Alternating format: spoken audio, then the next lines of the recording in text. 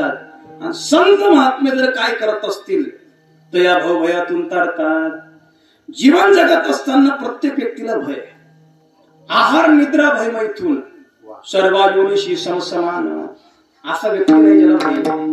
काही काही लोक म्हणतात आम्ही ना आम्ही कोणाच्या बापाला घाबरत नाही, असं काही लोक म्हणतात. पण जे लोक असं म्हणतात ना ते लोक सुद्धा दर महिन्याला न चुकता शुगर चेक करतात. त्यांना सुद्धा आहे ना कशाचं ना कशाचं. जगामध्ये प्रत्येक व्यक्ती भयाने ग्रस्त आहे. भरतृहरिराजाने सांगितलंय भोगे रोग भयम कुलेच्युती भयम वित्तेंद्रपालात भयम माने दैन्य भयम बले रिपु भयम रूपेजराया भयम शास्त्रीवाद भयम तपेंद्रिय भयम काय कृतांतात भयम सर्वे वस्तू भयान्वितम भवितृणाम विष्णुपदम भयम. जगामध्ये प्रत्येक व्यक्तीला कशाचं भय. भोगी व्यक्तीला रोगाचं भय. भोगी रोगा जोडून या दिले आणि का अरुचिते होका तर सगळ्यापासून. गावाकडून जर कधी पंढरपूरच्या वारीला गेलो, पंढरपूर परिसरामध्ये अनेक साखर कारखाने आहेत. एखाद्या साखर कारखान्याचा चेअरमन वारकऱ्यांना जेवणाकरता पंगत घालतो. 500-500 हजार वारकरी त्याच्या अंगणामध्ये जिलेबी खातात. वारकऱ्यांची पंगत झाली की दुसऱ्या पंक्तीत एकटा कोपऱ्यात बसून ताक भाकर खात. आपल्याला वाईट वाटतं साहेब, एवढ्या लोकांना तुम्ही जिलेबी खाऊ घातली, तुम्ही एकटे कोपऱ्यात बसून ताक भाकर खातात. तुम्ही पण एखादी जिलेबी खा ना. चेअरमन साहेब म्हणतात महाराज तुमचं म्हणणं बरोबर आहे. जेव्हापासून तुमच्या पात्रातली जिलेबी पाहिली माझी जीभ वडवड करते. पण डॉक्टरने सांगितलंय तुम्ही साखरेच्या पोत्याला पण टिकून बसायचं नाही. भोगी व्यक्तीला रोगाचं भय. चित्त खोटे चालीवरी रोगभोगाची अंतरी रसना अनावरी तुका म्हणे टिंब टिंब. जितके भोग जीवनात तितके रोग. भोगी रोग भयम कुलेच्युती भयम. कुलवान व्यक्तीला कलंकाचं भय. तुम्हाला सांगू कपड्याला डाग लागला धुवून काढता येतो. चरित्राला डाग लागला मरेपर्यंत निघत नाही. विठाला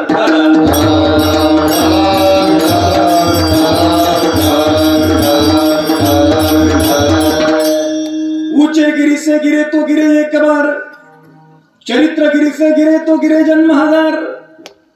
डोंगरावरून माणूस पडला एकदा हातपाय मोडतो, पण चरित्र रूपी शिखरावरून पडला कुठंच कामाचा नसतो. इंद्रचंद्र को क्या क्या भया सबको मालूम है जी, सबको मालूम है जी म्हणून सांगण्याची गरज नाही जी. सगळ्यांना माहिती काय झालं. हा भारत देश जो आहे हा चरित्राची पूजा करणारा देश. या भारत देशामध्ये धर्माची पूजा होत नाही. या भारत देशामध्ये गुणवानाची पूजा होत नाही. या वैदिक संस्कृतीमध्ये पूजा होती ती कॅरेक्टर चरित्राची पूजा होती. रावणामध्ये काय चुकीचं होतं. 33 कोटी देव सलामी ठोकायची नमस्कार करायचे रावणाला. अमाप संपत्ती तुकोबारांसारख्या विरक्त महापुरुषाने वर्णन करावे एवढी संपत्ती कोणाची रावणाची. न संपत्तीत रावण मागे, न ऐश्वर्यात रावण मागे, न बळ सामर्थ्यात रावण मागे. ब्रह्मांडात धैन सनैस समय. रावणाला वेद ऐकवण्याकरता ब्रह्मदेव खाली यायचे. तुष्णीम वैस्तीयताम विनाम संग्र नारद स्तुती कथा. रावणाचा मूड खराब झाला तो विना ऐकवण्याकरता नारदजी यायचे. आलाप मलम तुंबरू गंधर्व आलाप घेऊन रावणाला फ्रेश करायचा. बृहस्पती रावणाला सल्ला द्यायची कधी कधी. इतकं रावणाचं ऐश्वर्य कशातच रावण कमी नाही. आणि सांगू रावणासारखा महादेवाचा भक्त अजून जन्माला यायचा वरती. न रावण भक्तीत कमी, न रावण ऐश्वर्यात कमी, कशातच कमी नाही. महादेवाला रोज 1000 कमळ अर्पण करायचा. महादेवाने एकदा परीक्षा घेतली खरंच माझी भक्ती करतो का. 1 कमळ गायब केलं, 999 कमळ भरले. रावणाला वाटलं रोज मी 1000 कमळ अर्पण करतो, आज जर 999 कमळ अर्पण करून पूजा समाप्त केली तर रोजचा नियम तुटणार. आणि 999 कमळावर जर पूजा समाप्त न करता 1 कमळ घेण्याकरता उठलो तर पूजेत खंड पडणार. काय केलं पाहिजे. पूजेत खंड पाडणं योग्य नाही आणि रोजचा नियम चुकणं योग्य नाही. एकच उत्तर आहे काय. जर मी 1000 कमळाच्या पूजेचा नियम पूर्ण करू शकत नाही तर माझं जिवंत राहणं योग्य नाही. मरता मरता का होईना 1000 कमळाचा नियम पूर्ण करून देईल. चंद्रहास तलवार घेतली, स्वतःच मुडकं छाटलं, महादेवाला अर्पण केलं आणि 1000 कमळ पूर्ण केले. भगवान शंकर म्हटले, रावण 1 मुडकं मला दिलं, मी 1 वर 9 तुला फ्री देतो. दशानन रावण. हो, रावणात न भक्ती कमी, न ऐश्वर्य कमी, न सामर्थ्य कमी, एकच कमी, चरित्रात गडबड झाली. विठाला विठाला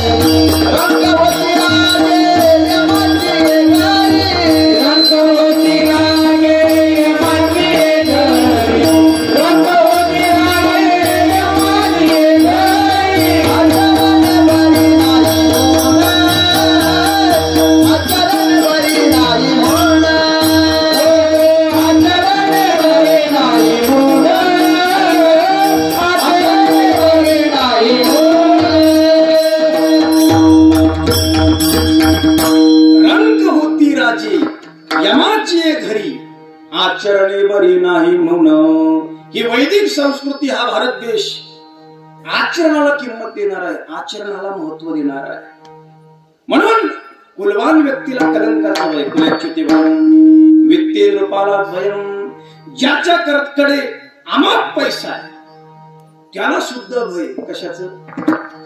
ईडी, सीबीआय, इन्कम टॅक्स.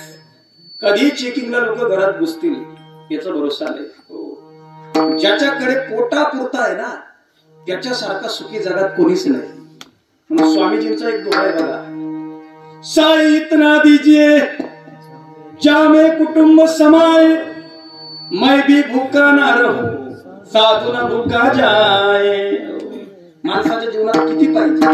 इतकं पाहिजे, इतकं पाहिजे की तोही उपाशी राहता कामा नये आणि दारात आलेला साधू सुद्धा उपाशी राहता कामा नये. जीवनामध्ये प्रत्येक गोष्ट मर्यादित पाहिजे, लिमिटेड, मर्यादित पाहिजे, मर्यादित पाहिजे. भाजीमध्ये मीठ पाहिजे, किती डबे? चवीपुरता मीठ पाहिजे. ताटामध्ये लोणचं पाहिजे, किती वाट्या? चवीपुरता पाहिजे. जे गोष्ट जीवनामध्ये गरजेपेक्षा जास्त होते ती गोष्ट जहर बनते, जहर. विठाला विठाला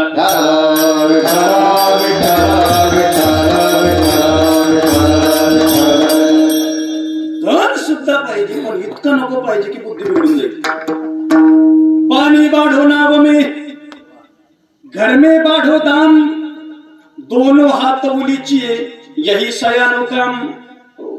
संत म्हणतात नावेत जर पाणी वाढत असेल तर शहाण्या माणसाने नावेचं पाणी बाहेर काढून दिलं पाहिजे. आणि घरात जर जास्त आवक वाढत असेल तर धर्म कार्यामध्ये स्वतः विनियोग केला पाहिजे.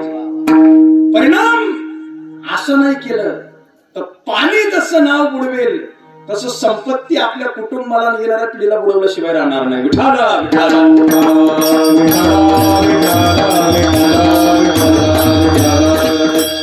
अमाप संपत्ती ज्याच्याकडे, वित्ते कृपाला भयम, माने दैन्य भयम. मानी व्यक्तीला दारिद्र्याची भीती आहे, दैन्यत्वाची भीती आहे, अपमानाची भीती आहे. जगण्याकरता मानपान आवश्यक आहे, पण मानपानाची सवय लावून घेणं खूप घातक आहे. संत म्हटले कंचन तजना सहज है, सहज त्रिया का नेह, मान बड़ाई ईर्ष्या दुर्लभ तजना यह. कंचन तजना सहज है, एक वेळेस माणूस धनाचा त्याग करू शकतो. सहज त्रिया का नेह, स्त्रीचा त्याग करू शकतो, पत्नीचा मोह मोडू शकतो. पण मान बड़ाई ईर्ष्या दुर्लभ तजना यह. तुम्हाला सगळ्या सवयी लागू द्या, काहीच बिघडणार नाही. म्हणजे लागू द्या असं नाही, पण मानपान घेण्याची ज्याला सवय लागली रे लागली त्याचं जीवन जिवंतपणे नरक बनतं. विठ्ठल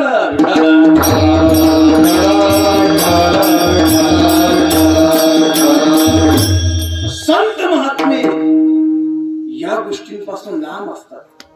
स्वकीर्ती कानी ऐकावी, पूज्यता डोळा न देखावी, हा मुकायसी नोहावी सेची लोक. काय ज्ञानोबाईंच्या वेळ बघा.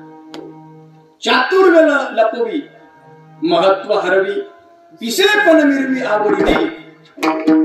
आपण कोणीतरी विशेष आहोत याची दरात समाजाला लागू देत नाही. माने दैन्य भयम बले रिपू भयम, बलवान व्यक्तीला शत्रूचं भय. रूपे जराय भयम, रूपवान व्यक्तीला कुरूपत्वाचं भय. शास्त्रीवाद भयम, विद्वान व्यक्तीला वादात हारण्याचं भय. जगात प्रत्येकाला कशाचं कशाचं भय, पण सगळ्यात मोठं भय जर जीवाच्या मागे कोणतं असेल त्याचं नाव भय. भय भव भय. संत करतात काय? जीवाला भव भयातून तारतात. नामदेवराय म्हटले भव भयाहुनी तारियेले मज. भयातून कसं तारलं? आडे गोळे गुज प्रेम दावी. मला प्रेम रूपी वर्म संतांनी सांगितलं, गुज सांगितलं. बघा, जीवाच्या जीवनात भय का निर्माण होतं याचा विचार करा. भय का निर्माण होतं? जीवाला स्वभिन्न वस्तूपासून भय निर्माण होतो. लवणाची कुंजली मिठाची हत्तीन बनवली. कशाची बनवली? मिठाची हत्तीन. आणि मिठाची हत्तीन समुद्रामध्ये प्रवेश करती झाली, समुद्रात टाकली. मिठाची हत्तीन समुद्रात टाकली. मिठाच्या हत्तीला बुडण्याचं भय कुठपर्यंत? जोपर्यंत मीठ, ती मिठाची हत्तीन समुद्रापासून भिन्न आहे तोपर्यंत. एकदा का समुद्र रूप मीठ पाण्यात विरघळलं आणि समुद्राशी ती मीठ रूपी हत्तीन एकत्र झाली की बुडण्याचं वय संपलं. ज्ञानोबा म्हणतात पाणी बुडवूये मिठाते, मिठची पाणी आते, आपण झालेनी अद्वैती नासे भय. जीवाला आपल्या अद्वैत स्वरूपाचं ज्ञान झालं की त्याच्या ठिकाणी भयाचा नाश होतो. आणि संत महात्मे हे भय नाशण्याकरता, या अद्वैत बोधावर जीवाला आणण्याकरता काय वर्म देतात? ते वर्म आहे प्रेम. अनेक अशा अभंग आहेत ज्या अभंगामध्ये संतांनी देवाकडे प्रेमच मागितले. भक्ती प्रेमाविन ज्ञान नको देवा, भक्ती प्रेमाविन ज्ञान नको देवा, भक्ती प्रेमाविन ज्ञान नको देवा, भक्ती प्रेमाविन ज्ञान नको देवा.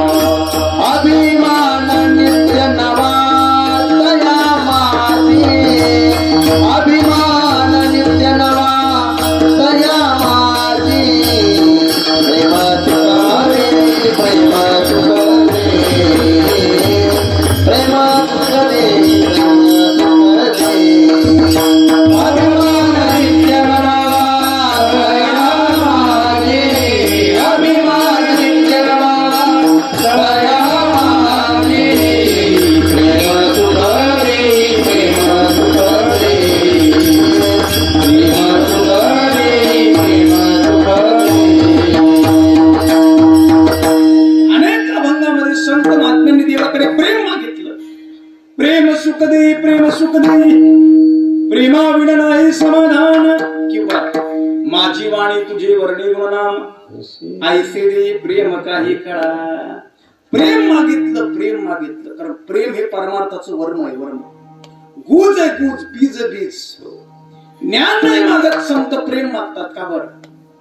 देवाला ज्ञानाची नाही प्रेमाची भाषा करतात. लहान लेकरू असतं बघा, आई खूप प्रयत्न करते झोपवण्याचा, लेकरू झोपत नाही. आई त्या लेकराला झोक्यामध्ये टाकते, मस्त करून हात फिरवते आणि त्याच्याकडे पाहून प्रेमाने म्हणते उलुलुलुलु बाळा. प्रेमाने असं म्हणते, प्रेमाने म्हणते. या उलुलुलु शब्दाला तुम्ही डिक्शनरी मध्ये कोणताच अर्थ नाही पाहून घ्या, पण या शब्दाचा प्रभाव बालकावर असा होतो, रडणारं बालक शांत होतं, प्रेमाने झोपतं. या शब्दात अर्थ नाही, पण आईचं वात्सल्य, आईचं प्रेम, आईची माया. जी गोष्ट प्रेम करू शकते ती गोष्ट कोणीच करू शकत नाही. आमच्यासारखा महाराज जर 8 दिवसाकरता बाहेर गेला, बाहेर गावी गेला कथे करता, 8 दिवसानंतर घरी आला की 3 वर्षाची मुलगी प्रेमाने आलिंगन देते, बाबा मला बाहेर घेऊन चला, तुम्ही 8 दिवस कुठे गेले होते? पोरीला फिरवायला घेऊन गेलं, फिरून आणलं, संध्याकाळी घरात आणलं. पोरगी म्हणते, बाबा असं करा, तुम्ही घोडा बना, मी पाठीवर बसणार. आम्ही सांगतो, बेटा अरे मी काय सामान्य माणूस आहे का, मला घोडा बनवते? 8 दिवस लोक निरंजन लावून पूजा करतात, बुक्का लावून दक्षिणा देतात, जीव घालतात, इतकं प्रेम लोक करतात, आणि अशा माणसाला तू घोडा बनवते? सगळं ब्रह्मज्ञान फिकं होतं, 10 मिनिटात घोडा बनावं लागतं. प्रश्न विचारतो मी तुम्हाला, ज्या महाराजाची लोक 8 दिवस अक्षदा लावून पूजा करतात, त्या महाराजाला एका 3 वर्षाच्या मुलीने 10 मिनिटात घोडा बनवून टाकलं. हे कशाची ताकद आहे? प्रेमाची ताकद, प्रेमाची ताकद, प्रेमाची. तसा जो परमात्मा अनंत ब्रह्मांडाचा नायक आहे, तो परमात्मा चोखोबरांची ढोरं ओढतो, सावता बाबाच्या शेतात खुरप धरतो, कबीर महाराजांची शेले विणतो, विदुराच्या कण्या भक्षण करतो, रोहिदास महाराजांचा चांगला रंगवतो, जनाबाईची बेनी फणी करतो, गौऱ्या थपतो. अनंत जगदीश्वर असणारा परमात्मा ही सगळी कामं करतो. प्रेम आहे प्रेम. चोखोबाची बहीण झाला शारंधर, वहिनी उघडादार हक्का मारी. प्रेमाची ताकद आहे, प्रेमाची ताकद आहे. मग परमार्थामध्ये भयरहित होण्याचं बीज जर काय असेल, कूच जर काय असेल, वर्म जर काय असेल, तर प्रेम आहे. नामदेवराय म्हटले, बाळे भोळे गुज प्रेम राणी. एक चिंतन आहे, तुमचं आमचं जीवन आणि संतांचं जीवन तुलना करा. एक कुठलाही संत घ्या, आपण तुकाराम महाराज घेऊ. तुकाराम महाराजांचं जीवन आणि आपलं जीवन बघा. भौतिक दृष्टीने आपलं जीवन त्यांच्यापेक्षा कित्येक पटीने श्रेष्ठ आहे. त्यांच्याकडे झोपडीला छप्पर व्यवस्थित नव्हतं, आपलं 2 मजली घर आहे. भौतिक दृष्टीने आपण सदन आहे. तुकोबरांच्या जीवनामध्ये बघा किती सुख आहे. तुकाराम महाराज झोपायचे सुखाबरोबर. तुका म्हणे मग नाही वृत्तीवरी, सुखाचे शेजारी पवडईना. तुकाराम महाराजची झोप घ्यायची ती सुखाची. सुखे विनी जलोगा शून्य सारुणी तेथे. तुकाराम महाराज झोपेतून उठले की स्नान करायचे, आनंदच आनंद. आनंदाची डोही आनंद तरंग, आनंदाची अंग आनंदाची. आंघोळ केल्यावर तुकाराम महाराज कपडे घालायचे, ते पण आनंदाचे. सर्व सुख द्यालो सर्व अलंकार, आनंदी निर्भर डुलत असो. कपडे घातल्यावर महाराज जेवण करायचे, ते पण आनंदाचं. तुका म्हणे खातो आनंदाचे लाडू, नका चरफ डोग्या रे तुम्ही. आणि जेवण केल्यावर महाराज ढेकर द्यायचे, तो पण आनंदाचा. तेच येतात ती ढेकर आनंदाची हरिहर. मला सांगा, संतांच्या जीवनात इतकं सुख आणि आपल्या जीवनात इतकं दुःख कारण काय? जर परमात्मा सर्वव्यापी आहे, सर्वात्मक आहे, सर्वांच्या हृदयामध्ये, सर्वागटीरामध्ये होते ही एक. मग संतांच्या हृदयात जो देव आहे तो आपल्या हृदयात आहे. मग संत सुखी ना आपण दुःखी, असा फरक का? याचं उत्तर आहे का? संतांच्या हृदयात जो परमात्मा आहे तो प्रगट आहे आणि आपल्या हृदयातला परमात्मा प्रगट नाही, एवढाच फरक आहे. ज्या दिवशी आपल्या हृदयातला परमात्मा प्रगट होईल, आपल्याला पण तीच अवस्था प्राप्त होईल जी संतांना प्राप्त झाली. प्रश्न असा आहे, तो परमात्मा प्रगट होईल कशाने? वस्तू जवळ असून फायदा नाही, प्रगट असणं गरजेचं आहे. हिवाळ्याचे दिवस आहे, लाकडामध्ये अग्नी तुम्हाला माहिती आहे. ट्रक भर लाकडं गोळा केली, थंडी वाजते आणि लाकडामध्ये अग्नी आहे की नाही? वन्य काष्टजीवी, तुम्ही लाकडाच्या ढिगाऱ्याजवळ उभे राहिले, थंडी जाणार नाही. थंडी जाण्याकरता लाकडातला अग्नी प्रगट होणं गरजेचं आहे, प्रगट होणं गरजेचं आहे. ज्ञानावरांनी 3 दृष्टांत दिले बघा.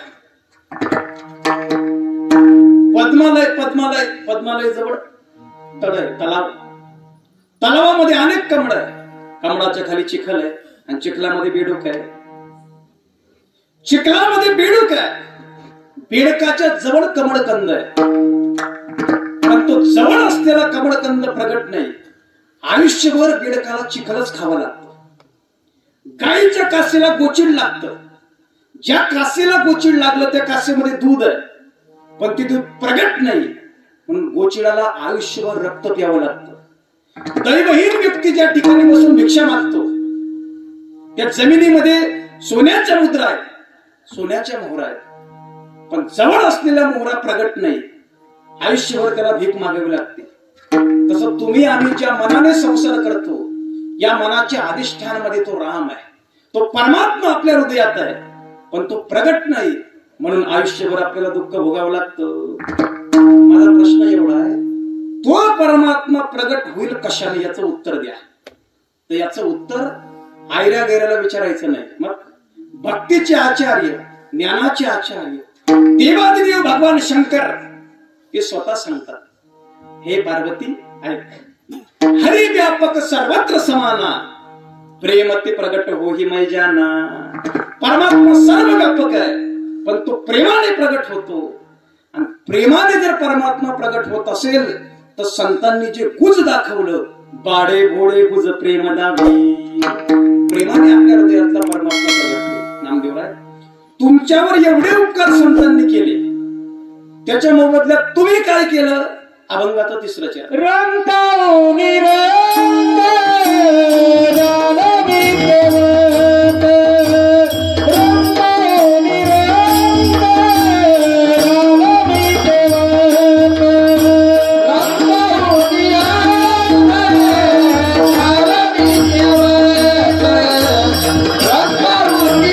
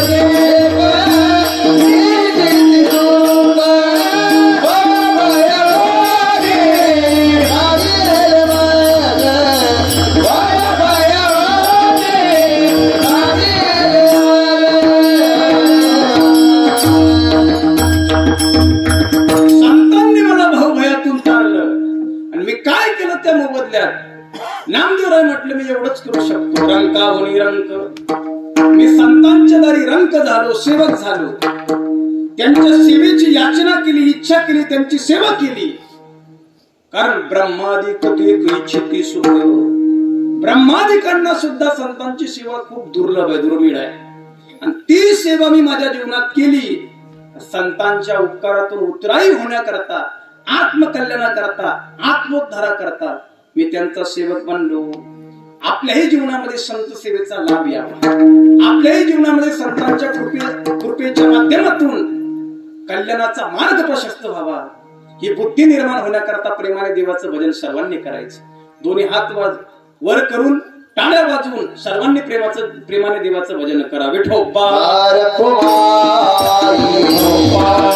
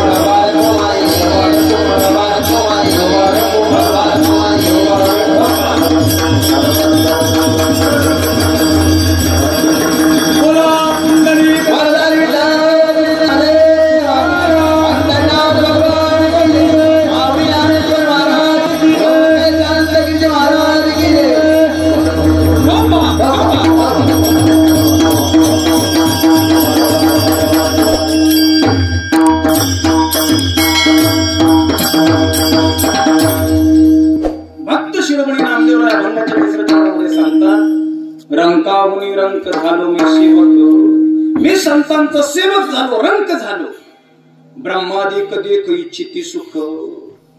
संतांचा दास बनण्यात, सेवक बनण्याचे सुख आहे जगात कुठे नाही. भगवान स्वतः गीतेमध्ये सांगतात, अर्जुना तुला जर आत्मकल्याणाचं ज्ञान प्राप्त करायचं असेल, तद्विद्धी प्रणिपातेन परिप्रश्नेन सेवया उपदेक्षन्ति ते ज्ञानम ज्ञानिनस्तत्वदर्शिनः. तू काय कर, ते ज्ञान पैगावर वे, जरी मणी अति आणावे तरी संताया भजावे सर्वस्वेसी. संतांची संतांची. एक प्रश्न येतो महाराज, काय प्रश्न आहे?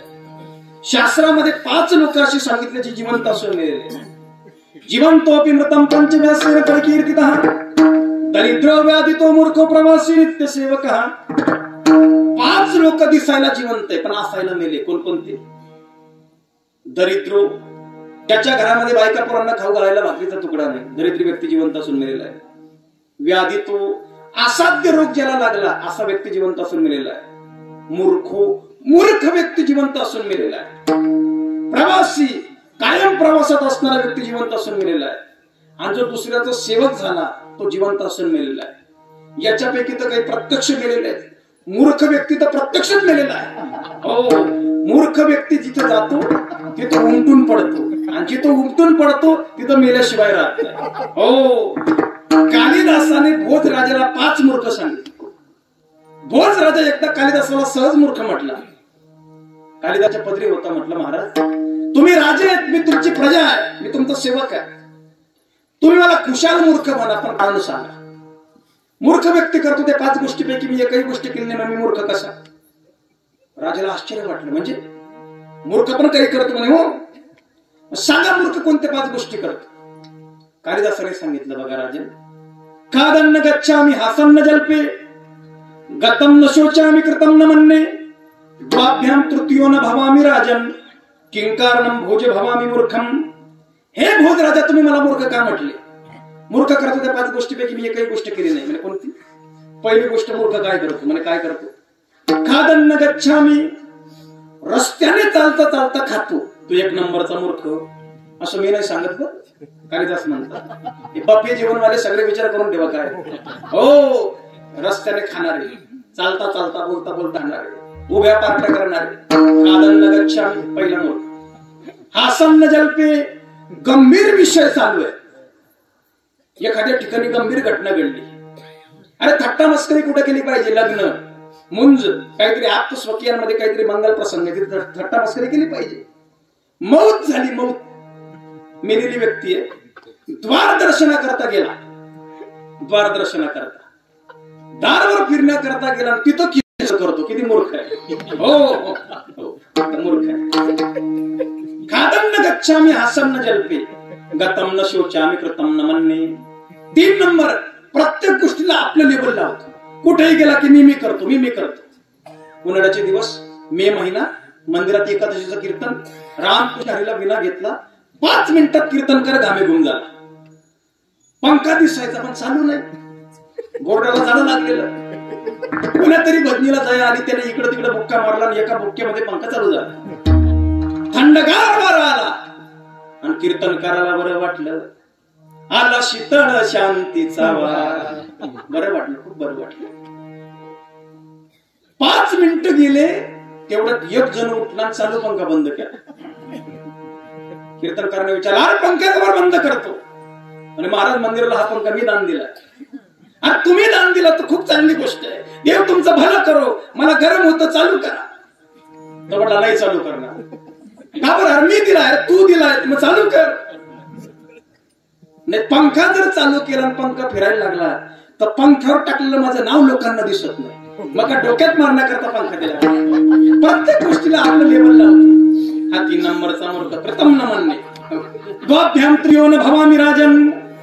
2-3 लोकांचं बोलणं गुप्त ऐकतो, तो 4 नंबरचा मूर्ख. आणि 5वा मूर्ख जो आपल्याला सांगायचा 5 नंबरला ठेवला, लहान लहान गोष्टीमध्ये शोक करतो, लहान लहान गोष्टीत शोक करतो. 1 महिन्यापूर्वी मोबाईल हरवला आणि आज जेवढं लावतो. अरे 500ची नोट हरवली 1.5 महिन्यापूर्वी, आज आठवण करून रडतो. याला म्हणतात शोक करणारा मूर्ख आहे. भगवान गीतेमध्ये अर्जुनाला म्हणतात, अर्जुना अशोचानंदो शोचस्त्वं प्रज्ञावादांश्च भाषसे गतासून नानुशोचन्ति पंडिताः. जो लहान लहान गोष्टीचा शोक करतो तो पण मूर्ख आहे. दरिद्री व्यक्ती जिवंत असून मेलेला, रोगी व्यक्ती जिवंत असून मेलेला, मूर्ख व्यक्ती जिवंत असून मेलेला, प्रवासी व्यक्ती जिवंत असून मेला आणि कायम सेवा करणारा जिवंत असून मेलेला. असं जर असेल नामदेव महाराज, मग तुम्ही संतांचे सेवक झाले, याच्यात पुरुषार्थ नाही, याच्यामध्ये हीनपणा आहे. तुम्ही काय पुरुषार्थ मिळवता? नामदेवराय म्हटले, बाबा सेवक बनणं हीनपणाचं आहे, पण संसाराचा सेवक बनणं हीनपणाचं आहे. तुकोबराय म्हटले, कार्यदास होसी संसाराचा घर, दुःखाचे डोंगर सोसावया. दास व्हायचं असेल तर हरिदासांचं दास व्हा, संतांचं दास व्हा. दास्यत्व तुमचं कल्याण केल्याशिवाय राहणार नाही, कल्याण केल्याशिवाय राहणार. साधू संत महात्म्यांचं दास्यत्व केलं तर आपलं जीवन एका उच्च स्थितीला प्राप्त झाल्याशिवाय राहणार नाही. मतदास करी त्यांचा संत दासांच्या दासांचा. हो, संत महात्म्यांनी तर देवाला मागितलं, देवा तुमचे दासीचा दास करून ठेवा, आशीर्वाद द्यावा हाची. नामदेवराय स्वाभिमानाने म्हणतात, हो मी संत महात्म्यांचा दास झालो, कामारी बट्टिक सेवेचा सेवक, दीनपणे रंक तेथे बले, रंकाहुनी रंक झालो मी सेवक, ब्रह्मादी कधी इच्छिती सुख. ब्रह्मादी कशी इच्छा करतात? आमच्या जीवनात संतांची सेवा प्राप्त व्हावी, आमचं कल्याण व्हावं. कारण ब्रह्मदेवाचं पद म्हटलं तरी जीवच आहे, प्रजापती म्हटला तरी जीवच आहे, इंद्र म्हटला तरी जीवच आहे. आणि ज्याला जगत पाहून परमात्मा तत्वाला प्राप्त व्हायचं आहे त्याला साधन करण्याकरता मनुष्यदेह आहे. मनुष्यदेह, या मनुष्य देहाच्या प्राप्ती करता स्वर्गाचे देव इच्छा करतात की आमचा जन्म मृत्यू लोकात झाला पाहिजे. इह लोकीचा हा देह देव इच्छिता ती पाहे, धन्य आम्ही जन्मालो दास विठोबाच्या स्वर्गीचे आम्हा